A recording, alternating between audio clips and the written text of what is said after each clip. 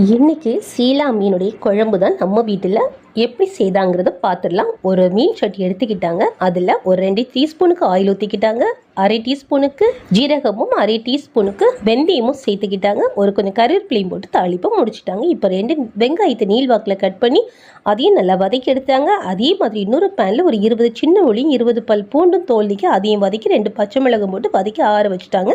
இப்போ அதையும் கிரைண்ட் பண்ணி எடுத்துக்கிட்டாங்க. இப்போ ஆனியன் வதங்கின அந்த சட்டியில் இந்த பேஸ்ட்டையும் கொட்டிக்கிட்டாங்க. ஒரு 2 டீஸ்பூனுக்கு மல்லிப்பொடி, 1.5 டீஸ்பூனுக்கு வத்தல் பொடியும், தேவையான அளவுக்கு உப்பும் கொஞ்சம் மஞ்சள் பொடியும் போட்டு அப்படியே கிளறி விட்டுக்கிட்டாங்க. ஒரு நெல்லிக்காய் அளவுக்கு புளியை ஊற போட்டிருந்தாங்க. அதையும் கரைசல் எடுத்து அதையும் ஊற்றிக்கிட்டாங்க. அது ஒரு கொதி வரது வரைக்கும் காத்திருந்துக்கிட்டு அப்புறமா ஒரு அரை மூடி தேங்காய் பால் எடுத்து வச்சுருந்தாங்க. அதையும் அதில் ஊற்றிக்கிட்டாங்க. அதுவும் ஒரு கொதி வரது வரைக்கும் காத்துக்கிட்டு கழுவி வச்சிருந்த மீனையும் தூக்கி அதில் மெதுவாக போட்டுக்கிட்டாங்க. 10 நிமிஷம் கழிச்சு மீன் நல்ல ஒரு ஸ்மெல் வந்த உடனே மேலே கொஞ்சம் தேங்காய் எண்ணெய் ஊற்றி கருவேப்பிலையை போட்டு அப்புறமா எங்களுக்கு பரிமாறினாங்க. சுவையை சொல்கிறதுக்கு வார்த்தையில் வேற